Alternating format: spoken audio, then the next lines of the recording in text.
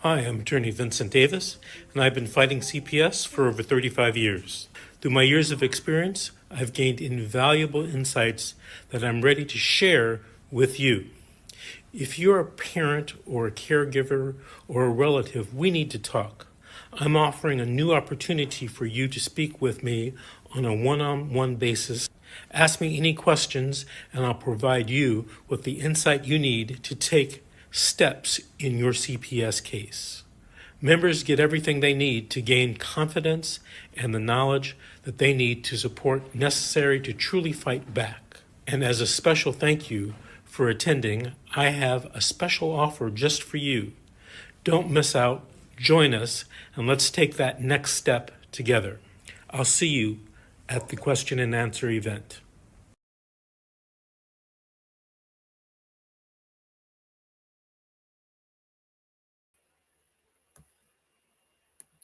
Good morning and welcome.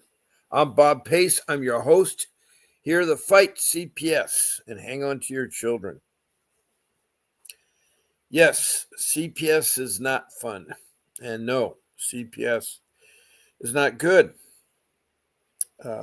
My dealings with CPS and the people I've talked to, over 600 people, have said the same thing, that CPS takes their children unnecessary and then plays games with you of getting them back. It's very corrupt. Now, I'm not saying that all of CPS is like that, but 99% of the people that I've talked to has said it is, and I know from firsthand experience because I too was involved in CPS. Now, you found me on Facebook, Fight CPS with Bob Pace, and I'm glad you're in this room, and I welcome you warmly. I'm on twice a day, 7 days a week. I come on at 10 o'clock Pacific Standard Time for 1 hour, and then in the evening at 7 o'clock Pacific Standard Time. There are exceptions because certain days I have different times, and I let you know. This Friday, I will be coming on earlier than 7 o'clock because of a high school football game with my son's school. And so I'll be coming on hopefully at 3 o'clock, but I haven't confirmed that yet. Saturday, it is fluctuated. Normally, I've been coming on at 8 so that people can attend Mr. Davis's podcast at 10. On Sunday, I come on at 8, and it's because of the church I go to. So that works out really nice there, too. So you can find me, and if you missed the show, they are recorded, so you can hear them and so forth here. Now, mention the word CPS. What I call CPS is the Child Protection System. It has different names in each of the different counties of the different states.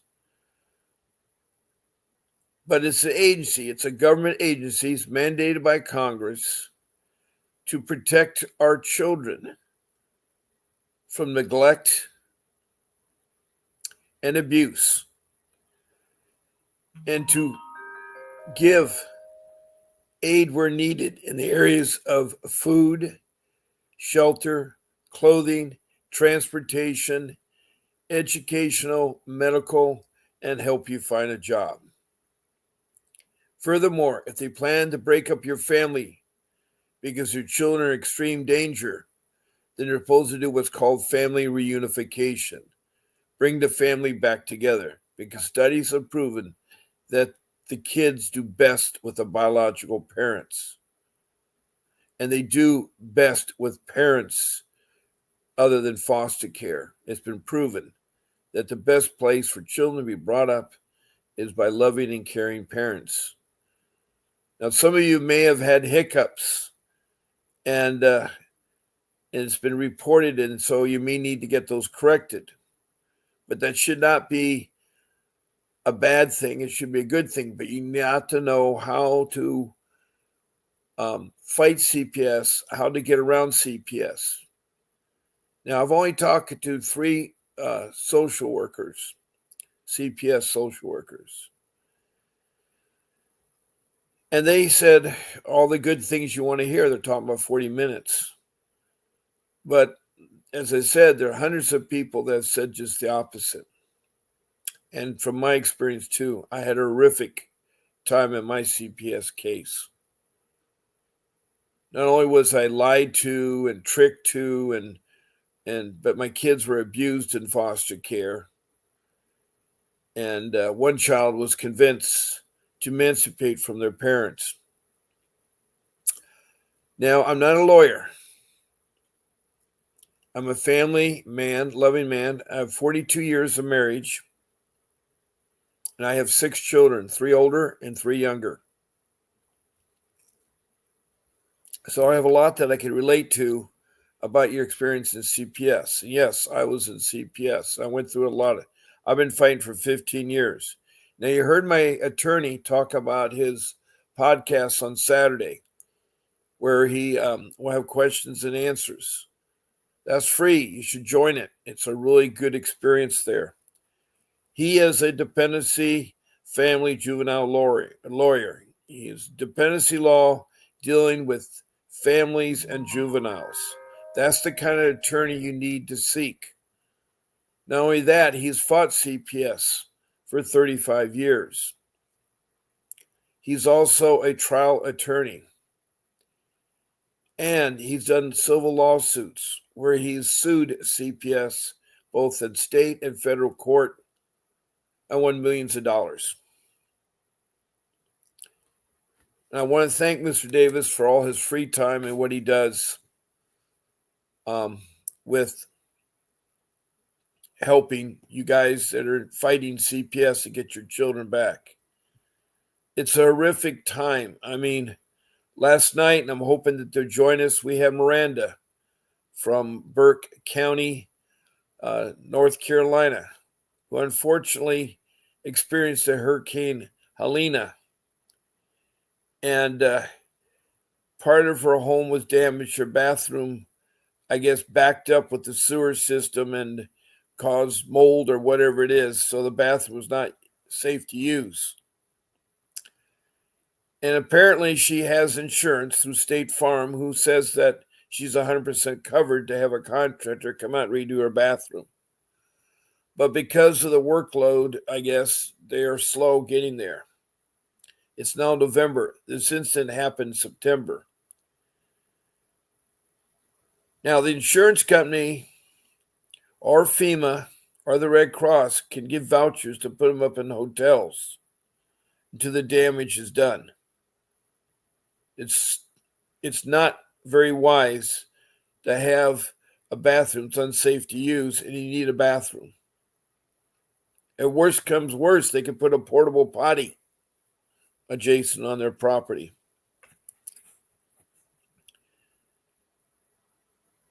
FEMA is supposed to help everyone in need, not only with financial aid, but with counseling and with how to work your way through your insurance claims and get your homes repaired and so forth, or provide temporary housing. It's the Red Cross and it's the FEMA that work hand in hand. Now, apparently, Miranda, the CPS, had a call in. Someone complained. I don't know if it's a layperson or professional, that they were supposedly staying in a house that wasn't safe or the bathroom wasn't safe. She says the rest of the house is fine. But apparently CPS took her 8-month-old baby. And I don't know, at 8 months, they still wear diapers. So I don't know what a bathroom has to do with the baby. But CPS there must be a reason. Now you have to find it out. I don't know what the CPS is like in Burke County. I have looked at Burke County. It looks like a nice place to live there. It's beautiful greenery, hills, mountains, and rivers and waterfalls and those kinds of things. But apparently there's something that's missing or something, because if that CPS took your child on that basis, it's strictly for the money. That's what CPS loves, because they found out that they can make millions of dollars, trillions. It's a $1 trillion business that CPS is doing.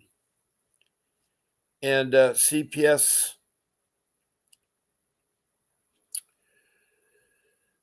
doesn't care when they found out about this money. The money thing seems to be running everything in CPS. What I mean by that is that the greed or the fill for money and no watchdogs. There's nothing that governs CPS. I mean, it really is loosely structured. The money frees flow from the federal government to the state, and the state in turn gives the money freely to the county. No accountability. In fact, there is a case in Richmond, Kentucky, about missing $1 million unaccountable. Now, they did find a gentleman that is misappropriated 400,000 of that money, so they found 400. But I'm just trying to tell you is that they're not transparent. There's no watchdogs. There's no board of directors or supervisors. There should be supervisors and board of directors at the state level and at the federal level and also at the county level.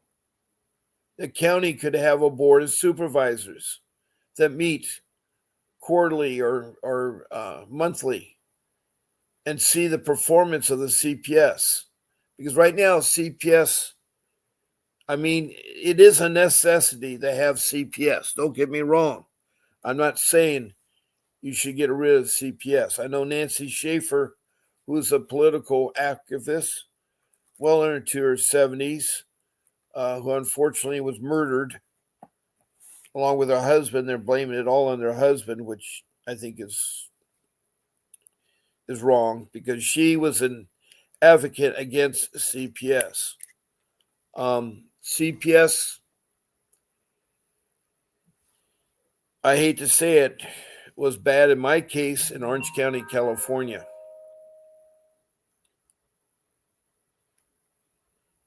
They trick you and they mislead you for the sole purpose of getting your children.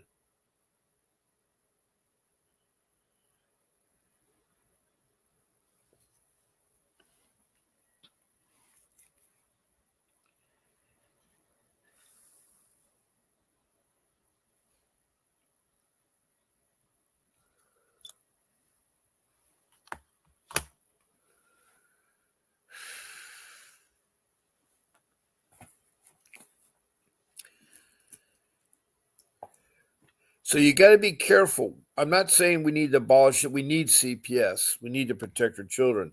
I hope, Miranda, you're out there. You said you're going to come back to me in the morning and we could help you out further to understand what CPS has done, what they're doing, and so forth. Because I'd like to help you. And I know that one of my great parents here, Faye Manley, would love to help too. She was really concerned about you. And so, we're here to help you and so forth. Now, there are 4 ways you can interact with this podcast, and I'll say them really quickly. One is by being in this room, and you can use emojis and check the follow button and the notification button, and you take notes. The second way is to text messages. Now, you can text messages, and all I ask you to do is have your question or your comment pertain to CPS, the Child Protection System. Please show me your first name and the city or county your case was in, the state, and if you're from another country, and yes, other countries do text comments and questions in this. This is a worldwide podcast. If you have internet, you can see me worldwide. And I've had from Bangladesh to India to the Middle East to Africa to Europe to North America, Canada, United States, and Mexico, Central America and South America, to the Pacific, to the land down under, Australia, New Zealand, have all text me questions or comments about their CPS. So I'm opened up everything. And try to be complete with your CPS case so we don't end up playing ping pong ball back and forth asking questions. So try to be complete. So that is a second way to participate in this podcast. A third way is to be a guest on my podcast. Please send an email to my show producer. Her name is Grace. She works really hard behind the scenes. And she is reached at her email of grace@vincentwdavis.com. grace@vincentwdavis.com. Send her one of my 14 shows, my morning show or evening show, Saturday, Wednesday, whatever it is. And she will give you a link to put you on the StreamYard application that I'm using. I'm broadcasting on YouTube using the StreamYard application. And she'll tell you all the things you can do and not do on the podcast. Lastly, to interact with this podcast is you can call in now. My phone is live. It's 626-698-0990. And it's my office phone. I use Vonage as an internet application for the phone. So I appreciate if you would do that. One other thing I like to note is that whether you call in and talk on my phone, speakerphone, or a guest, and I have 9 spots open on my podcast for guests, you qualify for a free private consultation with Mr. Davis, the attorney you just heard speak at the beginning of the podcast. He's a pit bull folder, but he'll talk to you for a free 15 minutes if you are a guest on my podcast or you call in. We're trying to get people to call in or be a guest. And so he's offering a free 15-minute session with him where he will help you navigate to CPS and talk to him. Now, if you want to hire Mr. Davis, you want to retain him, the numbers on the screen is 888-888-6582. And that's the office. And you also can get other attorneys there, like an attorney in immigration or criminal matters or divorce or real estate matters or the working place or injuries, those kinds of attorneys. He has them. It's 888-888-6582. And if you want a longer time than 15 minutes with Mr. Davis, you can email to the website that's on a ticket running below at the bottom of my screen. That's a special discounted Zoom consultation that I've arranged with Mr. Vincent Davis for 30 minutes. It's only $60. So when you go to that website, you register and you use your credit card and pay $60 and you'll have that session with Mr. Davis. So these are the ways you can talk to an attorney who's educated and trained in dependency law, dealing with juveniles and families. It's really important. Those 3 parts are there. Because when you look for an attorney, you need to find that. A criminal attorney is not going to help you. Immigration attorney is not going to help you. Trying to do it on your own is not going to help you. And using a layperson like a plumber or mechanic is not going to help you. This is a real tough agency to fight with. I compare it to open heart surgery. If you know anything about open heart surgery, you need a specialist doctor who's gone through medical school and training to learn how to do surgery and repair the heart. They have an internship, and then they get a license, and then they have a mentor that they look for years to get proficient at opening up the heart and replace it. Well, the same thing is with the CPS. CPS is awful to navigate. They lie, they cheat, they know the ins and outs, and they know how to traffic your children, alienate it. Your children will get away with it. It's against the law to alienate or traffic people, especially children. It's wrong. But the child protection system has learned a way to do it. They use it on false premises is how they get away with it.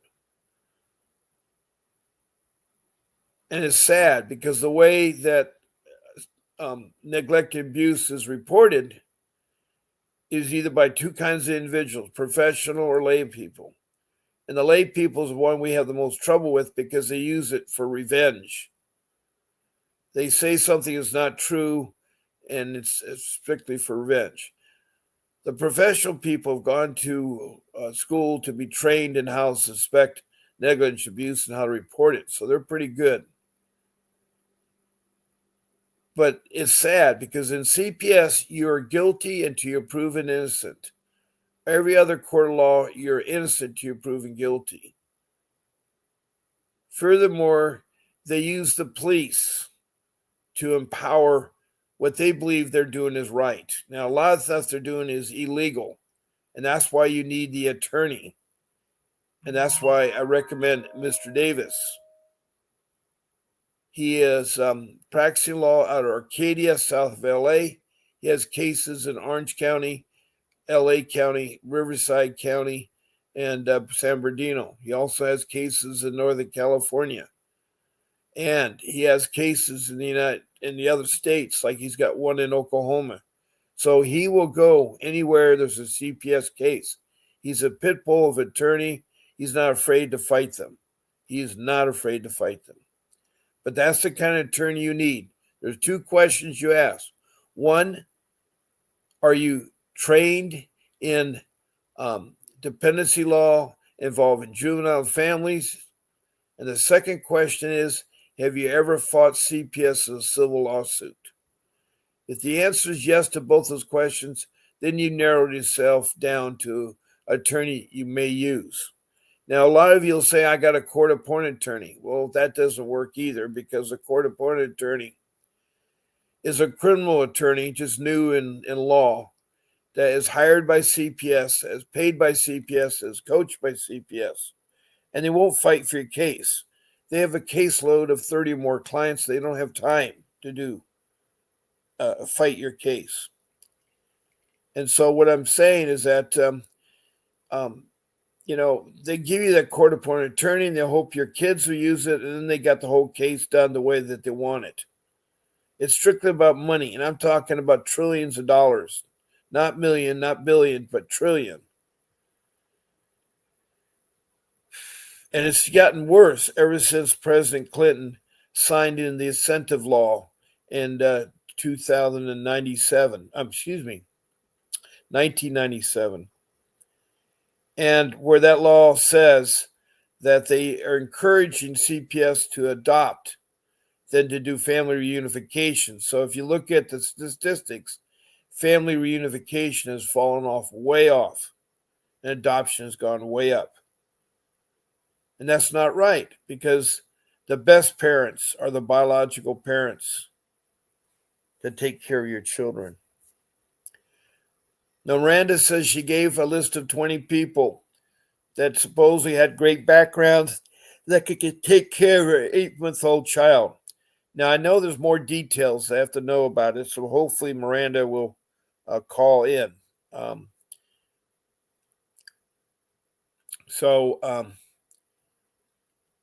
Anyway, that's my rule number one is get a legitimate attorney to fight your case because you won't be able to get your child back without an attorney. And I know money is a big factor. I had to sell my home and hire Mr. Davis.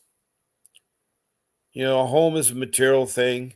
Yes, it's important to have, and I regret that I had to do that, and maybe I would have done something different. But if I knew now what I didn't know back then, my children would never have been taken from me. My children would never have been taken from me. In fact, we lost one of our child.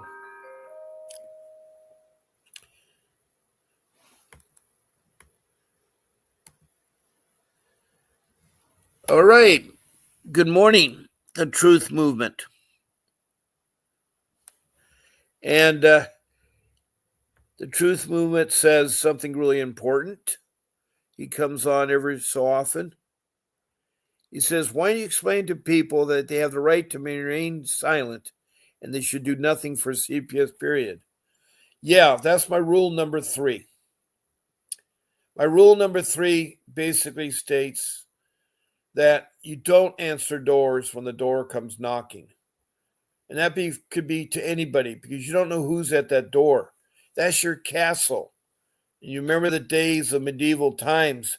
They had a drawbridge and they had a castle door that was always closed because danger is lurking outside. You don't know who knocks at your door.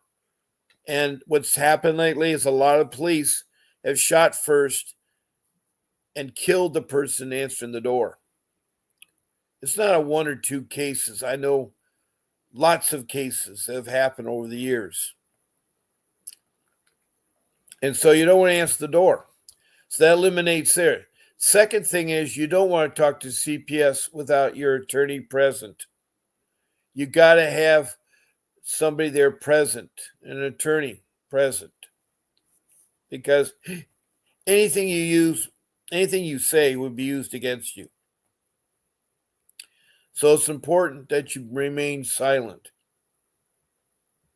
If you see a social worker and you're outside, what you want to do is you be pleasant to them.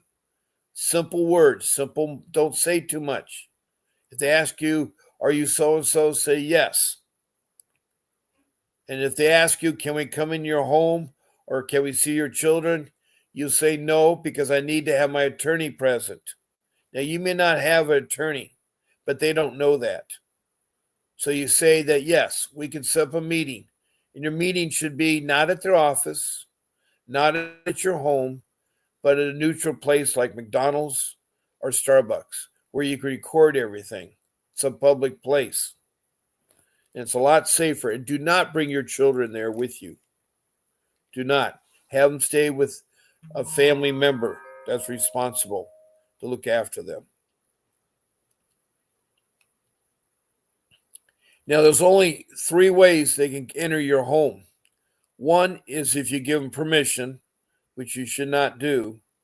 And that goes for the police, too. They bring the police for their safety and for intimidation. There's been a lot of cases where social workers show up and the person answers the door has hurt them. So they bring out the police for that. But also it's very intimidating to see the policeman in his battle fatigue and so forth. And so that is important that you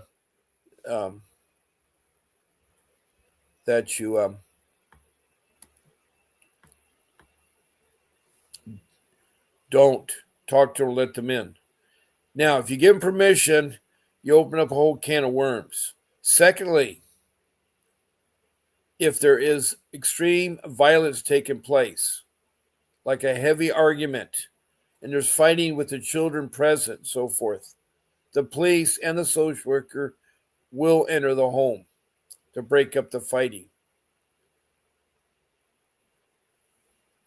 And the third reason is that they have a court warrant.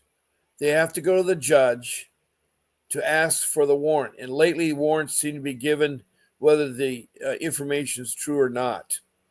So that's why you need that attorney.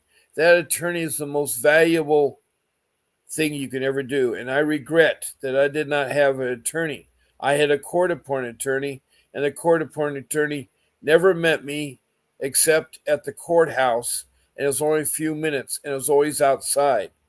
In Orange County, you're not allowed to go into the court to hear a case, which I think is wrong. I think that is wrong because a lot of things are being said there.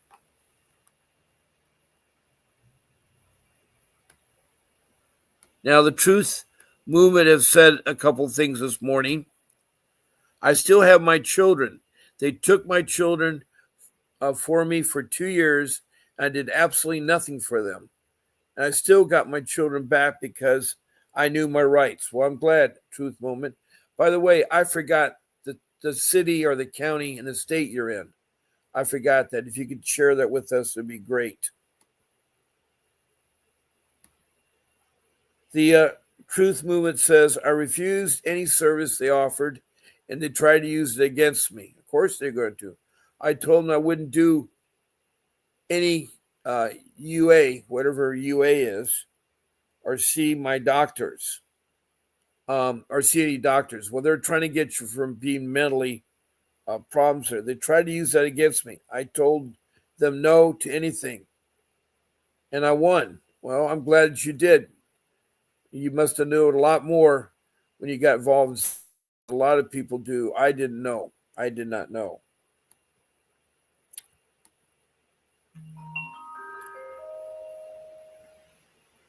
Walla Walla, Washington. Okay, now remember. Yep, northern part of the United States. Thank you, Truth Movement. So, Truth Movement's been in and out of my room I've been doing this for over a year now. And so that's a lot of shows. It's a lot of times. You think about it, it's 14 shows a week times 52 weeks. That is a lot of shows for 1 hour shows there.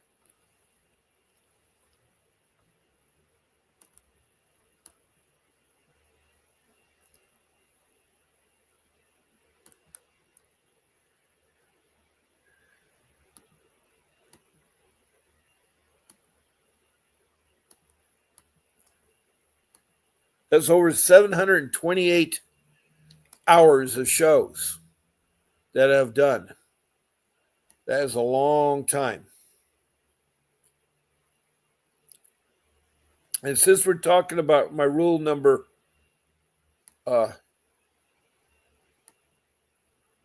3, I'd like to elaborate more on that.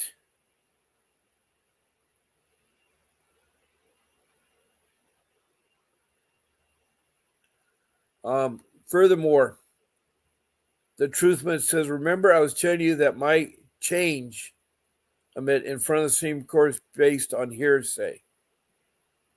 My changement in front of the Supreme Court so you went to the Supreme Court. Wow. Is that the Supreme Court of Washington or the Supreme Court of Washington, D.C.?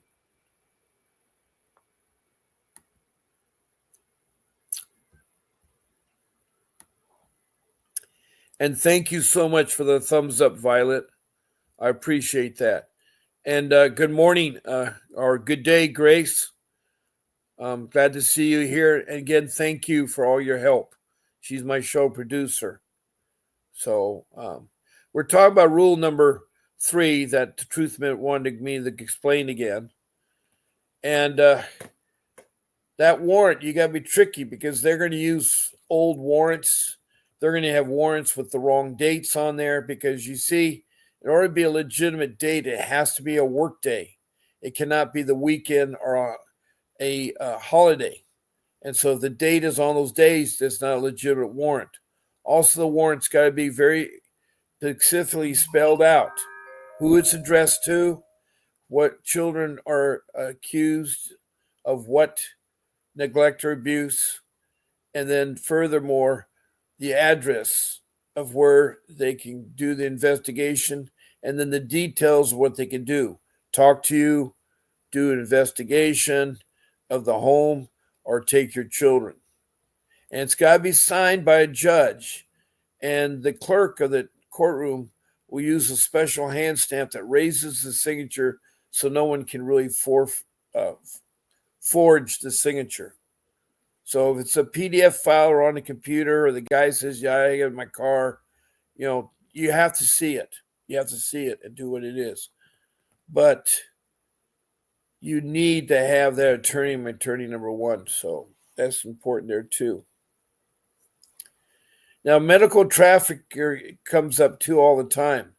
Medical trafficking is basically where you take your child that is extremely ill into urgent care or the emergency room. And they, in turn, there's a social worker that may be working and listens in and misconstrues something and tries to take your child away. Do not allow them to take it. They got to have a warrant. Do not allow them to take your children. Also, if you're pregnant, the same thing goes too. Sometimes they want to take your newborn child, still connected to the umbilical cord. Police and the social worker rush in, so removing your child. And the answer to that is no, unless they have a warrant. and they have to excuse themselves for the room. But if you're taking in for a baby, they're not going to have a warrant in time. So it's all a joke, and it's a very sick joke that CPS uses. They overpower, they use more than they're supposed to do. They do things in excessive. And the police don't know any better. The police have not been trained, and they don't know what CPS can do or not do. They just take what they say truthfully. So those are my rule number 3. I've talked about rule number 2. And let me go see if I can have our friend Faye talk on the show with me.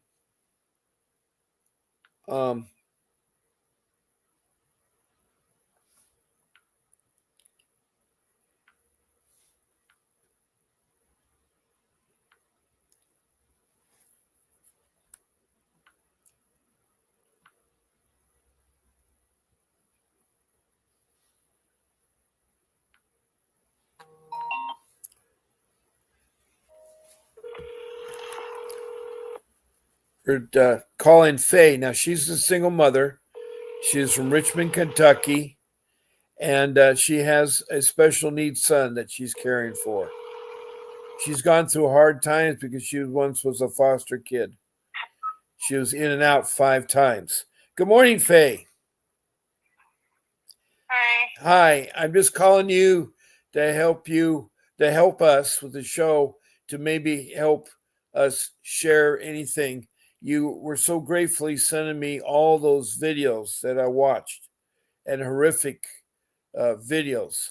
Faye is very knowledgeable about fighting CPS and being a part of CPS against it. And she is an advocate, and she wants to help people.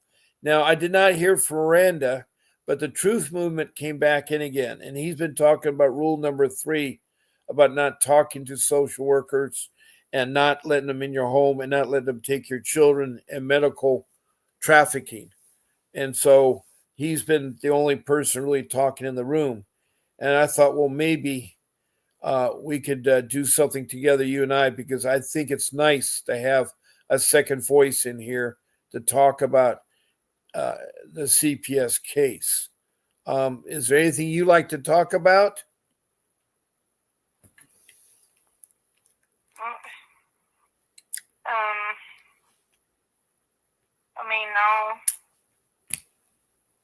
No, not right on the spot. No. Okay, that sounds good. Do you remember one thing about CPS and what they do and not do? Right. I mean, is there one important thing that the listeners out there should be careful about that you did either by mistake or you didn't know what you were doing? Well, my worst mistake was just letting them in and talking to them. That's good, because that's what the Truth Movement is talking about. We need to be silent. And it's hard. It's hard. I know I'm a worse person about arguments because it's hard for me to be quiet. Me too. And it really gets to me when you know what you perceive, or what you really know in your heart is the right thing to do. And what's so admiring me about Faye is that she's been through the whole gamut of CPS. She was a foster care child in and out 5 times, all through her adolescent years. She was abused, molested, and even tortured and sexually trafficking as a teenager. But for whatever reason, and I don't know, by going through all that, Faye, how did you finish your high school education? How did you have the motivation to better yourself and get your college degree in nursing? What was your motivation? Getting off the streets. Okay, so Faye, who was in and out of foster care, and she loved her mother dearly. She just recently passed away. and her mother was a mother that really couldn't take care of her because she had her drug problems and her other issues that she was being reported on all the time.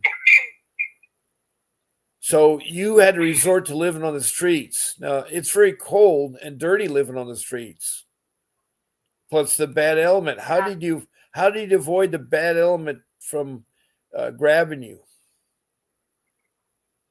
It wasn't easy. Um, just tried to stay around places I knew were safe. Like churches and public buildings and organizations that I knew were safe, police departments and things like that. I just tried to stay close in areas that I knew were safer, than areas that I knew were not. Now, did you know of any organizations that could help you? It's hard when you're on the street to get any help. I mean, especially when you're a kid, because they want to throw you back into the system. Yeah, that is kind of the problem. I was thinking that police departments and other kinds of like fire departments and things like that, or hospitals, there should be an advocate group out there that helps out the children on the streets. I know there is, but I think finding it in the connection is where it's hard. And I thought about, I just didn't want to go back into the system. right. So I avoided any places or people that I knew that would try to do that. Yeah, that's the hard thing is because what usually happens is the children are turned back to the worst people they should be turned to. They're turned to the child protection system, who in turn places in foster homes that the foster people are ugly. They molest the children, their own children, if they have any, bully the foster kids. And so the teenagers, it was like one article you sent me, which was really interesting, is the AWOL children in Kentucky. And what that means is that they're away without leave, meaning that they were in the system, but they weren't connected, meaning they're on the streets or roaming around. And you're talking, 9,000 children. That's a lot of children that are homeless. Yep. And it'd be really nice. I mean, we have agencies that help out people with suicides. We have people that help out with pregnancies. We have the Planned Parenthood, who is supposedly a good organization, does help out children that are pregnant, mothers are pregnant or whatnot. But we need something that can help out the children because right now the child protection system has too much power. They have too much power, meaning everybody wants to turn them back in because they believe, and I used to believe that CPS was not corrupt until I had my own case. And boy, did I learn hard. I learned the hard way. Every rule I broke. And I regret everything that I did. If I knew what I knew now, I would never have lost my children.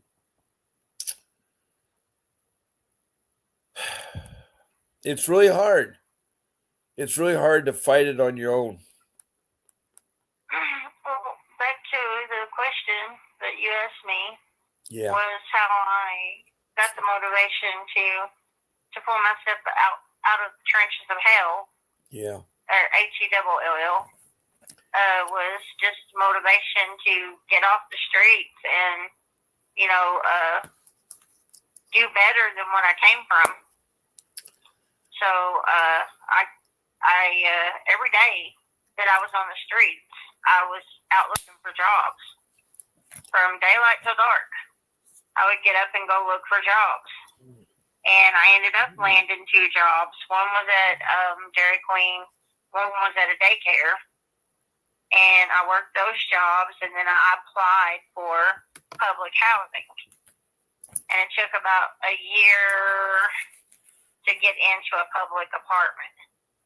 And so on my 18th birthday, I got my first apartment. That is amazing. So they have a thing called public apartments. Jeez. Public housing, yeah, it was Public a public housing apartment. And Yeah. you don't have to be a certain age or a certain background, just be someone in need. Just 18 years old, and a pretty clean background, and Yeah. you know, ability to pay your rent. Yeah, and that's what your job was. So later you found love and you had 2 children. Unfortunately, go ahead. Well, no. All right. Well, no, I went and got my GED. Oh. And got my nursing certificate, and I got that when I was about to turn 19. I got all that done, and then I was 21 when I had my son.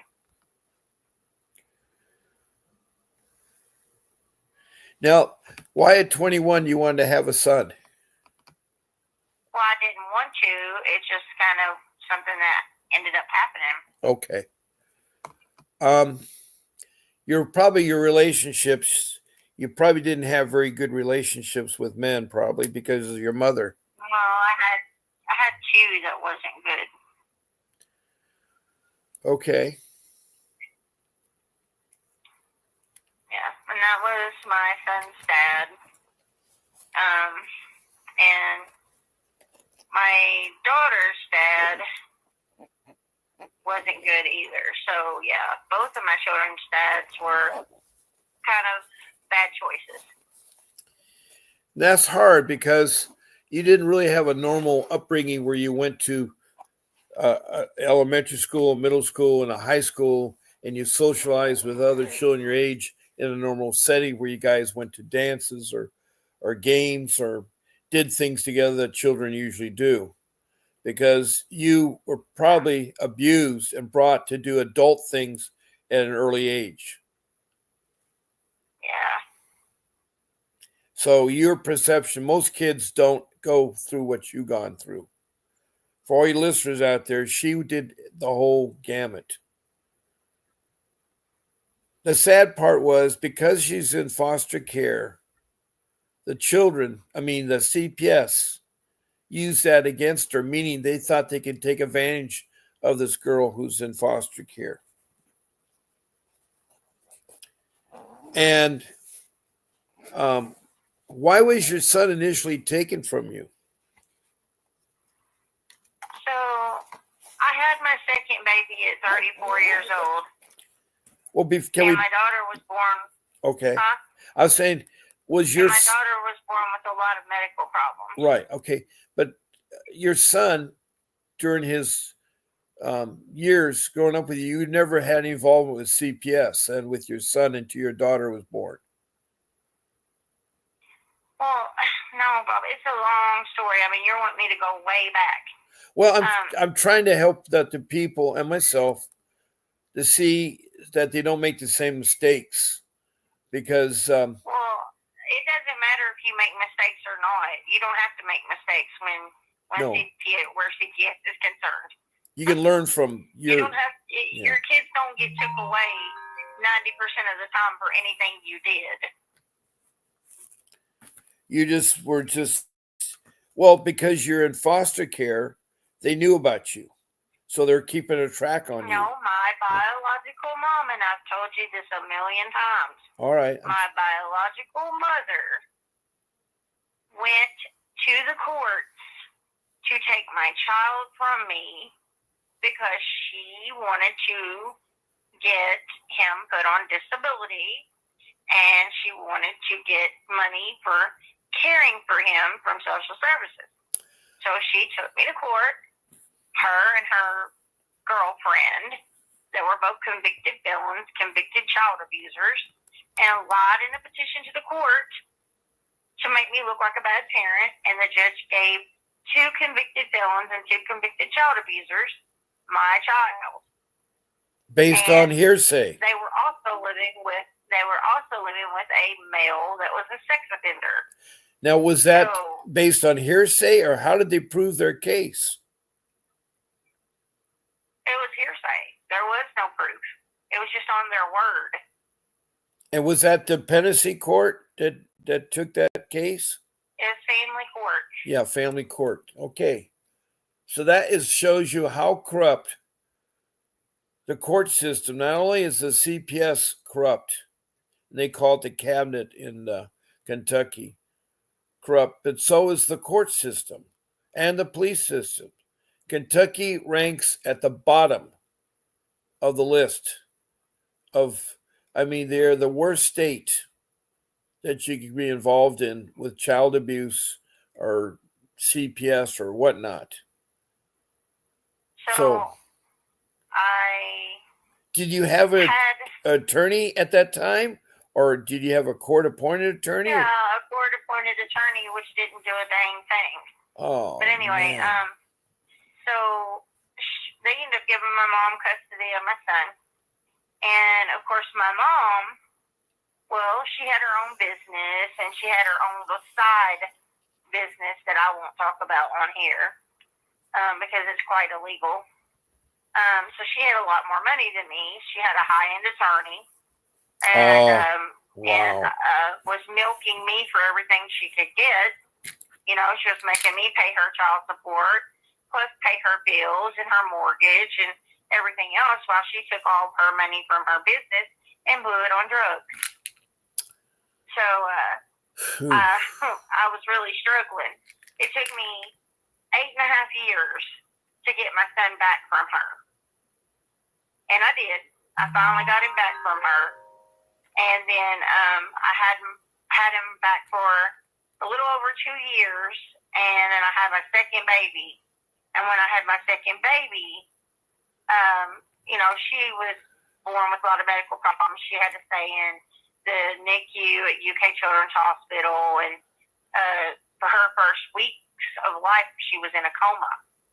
Mm-hmm. And we weren't sure if she was going to ever pull out of that, but thankfully, by the grace of God and prayers and miracles, she did. So I was released from the hospital with her after about 2 weeks. I went home with her. Now, the whole time I was in the hospital at UK Children's, they were watching to make sure there was no neglect or abuse going on. She was checked for neglect and abuse while she was in the hospital. So if there had been any inclination that I was postpartum or had any kind of depression or mental disorder or incapability of giving her the care she needed, they would have not allowed me to take that baby home. Mm-hmm. So anyway, I was released from the hospital with her. I was home for less than 2 weeks. And my son thought that it would be okay one day to just not get on the bus and go to school. And I didn't know, never had no problems with him not getting on the bus. That had never been an issue before. And just that morning, he decided he didn't want to go. He wanted to stay home. And so I was home with the baby. I was resting while she was sleeping because my daughter was home. She was on all kinds of machines. And, you know, I had to sleep when I got a chance. Mm-hmm. So a neighbor calls me probably about an hour, maybe 2 hours in to the school day. She's like, hey, do you know where your son is? And I'm like, who are you? She said, well, I'm your neighbor down the street. And I'm like, okay. I'm like, yeah, he's at school. Why? And she's like, no, he's not. She's like, he's over here in my yard in my tree. I'm like, what? Oh, I'm boy. like, oh, my God. I said, can you see him? She's like, yeah, I can see him. I'm like, good grief. I'm like, okay, so could you just walk him up here for me, please? I said, I would walk down and get him, but right now my daughter's hooked up to her machines and I can't pull her off of them to come down there. Okay. And she's like, yeah, sure, that's not a problem. I mean, I could throw a rock and hit her house. Okay. That's how far it was away. Well, anyway, she did that. And then about maybe an hour and a half after she walked into the house, social services showed up at my door. Now, who called them? Your neighbor? I guess so, yeah. Oh, wow. That doesn't, of course, you don't know how, well, you do know how bad CPS is. Well, I mean, when they came to my house, you know, I wasn't awfully concerned about it because, I mean, I lived in a nice neighborhood. I lived in a nice apartment. I had a car. I had a job, well-paying job, matter of fact. And, my kids had everything they needed. My house had over $1,000 worth of food in it and over $1,000 worth of baby supplies. Wow. So I wasn't even concerned. I really wasn't. And, my kids were clean. They were healthy. So I just was like, there's, they're really here for no reason. I mean, they're wasting their time because there's no reason for them to take my kids. But I tell you what, boy, was I ever dumb. I ended up letting them come in to talk and see the kids so they could see there was nothing wrong with them and that they were okay. They wanted to see, if they had everything they needed or whatever, and I didn't have an issue with that. But once they got in, it was a whole other story. The social worker, because I just had a baby and everything, she wanted to try to say I had postpartum depression.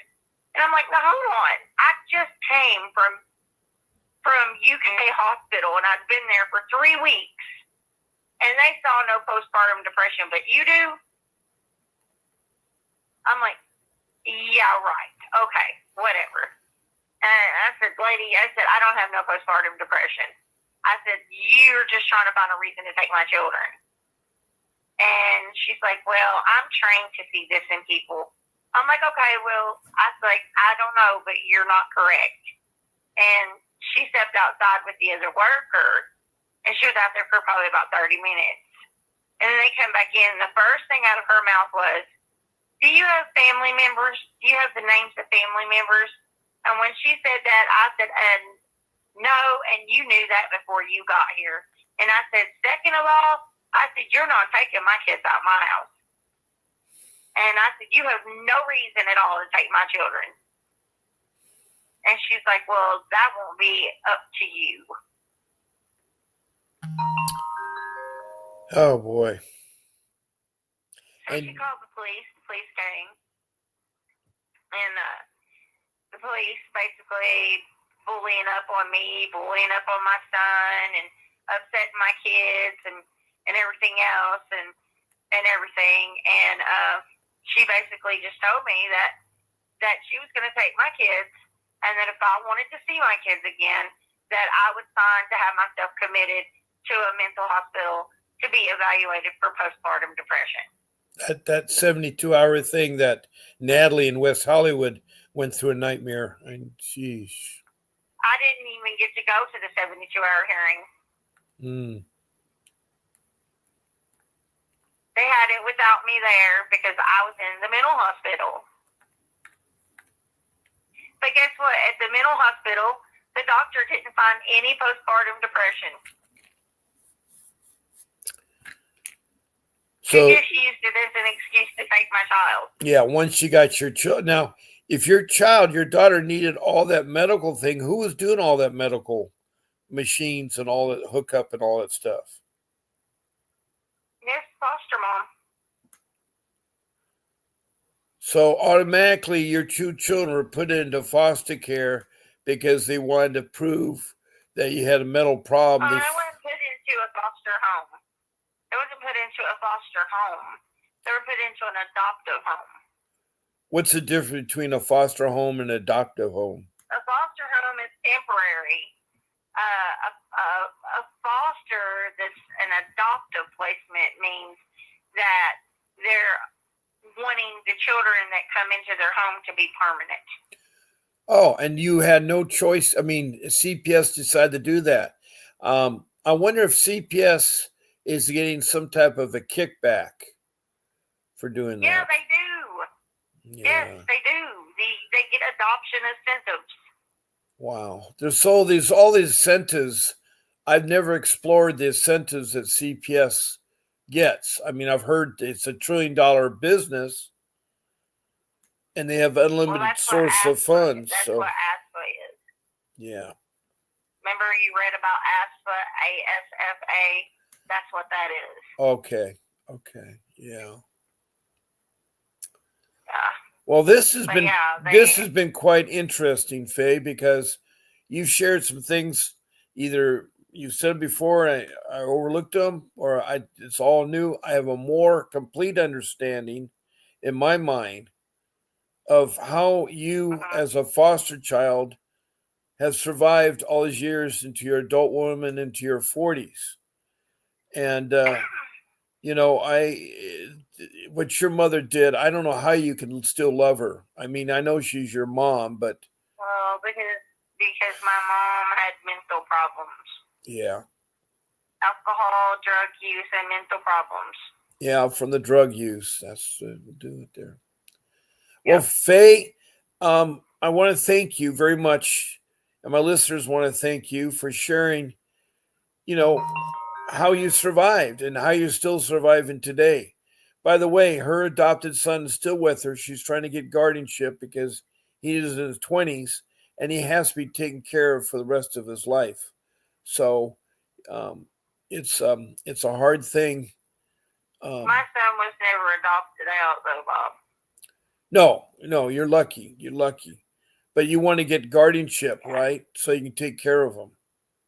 Now that he's an adult, yeah. Yeah. See, when you're an adult, you're over the age of 18.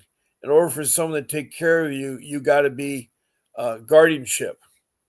That means you can decide the legal things that he may be faced with and so forth. So that's what Faye's working on because she doesn't want him on the streets or hurt somewhere or killed somewhere. And so she is determined, even with her bad feet, to take care of her son. So I have reached my time here. It's 11 o'clock. It's over 11. But I thank you so much for sharing and making this an interesting part. And hopefully, the listeners out there, the 10 or so listeners, will learn something from this. And also, this is recorded so you can watch it again. So, with that being said, I'm going to have to thank first the Truth Movement from the state of Washington, Walla Walla, for what he had said earlier in the show. And I want to thank Faye for being my guest on the show. And I will definitely be talking to you again. God bless all you listeners. Keep fighting for your kids. You're going to hear a brief message from Vincent. And this is Bob Pace signing. Hi, I'm attorney Vincent Davis, and I've been fighting CPS for over 35 years. Through my years of experience, I've gained invaluable insights that I'm ready to share with you. If you're a parent or a caregiver or a relative, we need to talk. I'm offering a new opportunity for you to speak with me on a one-on-one basis. Ask me any questions, and I'll provide you with the insight you need to take steps in your CPS case. Members get everything they need to gain confidence and the knowledge that they need to support necessary to truly fight back. And as a special thank you for attending, I have a special offer just for you. Don't miss out, join us, and let's take that next step together. I'll see you at the question and answer event.